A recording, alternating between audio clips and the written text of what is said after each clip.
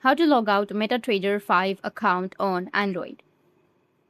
So if you want to log out of your MetaTrader 5 account on your Android, then what you need to do is first you need to make sure that you've installed the application.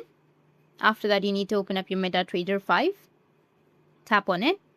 Once done, you need to just simply go with the top left corner of your screen, which has that 3 horizontal lines. From here, you can see that there is no sign out or log out option, right? You can also check your settings and you will see every other option, but you won't have an option to sign out or log out. So what you need to do is just simply tap on manage accounts, which will be at the top, and this will take you to this kind of interface.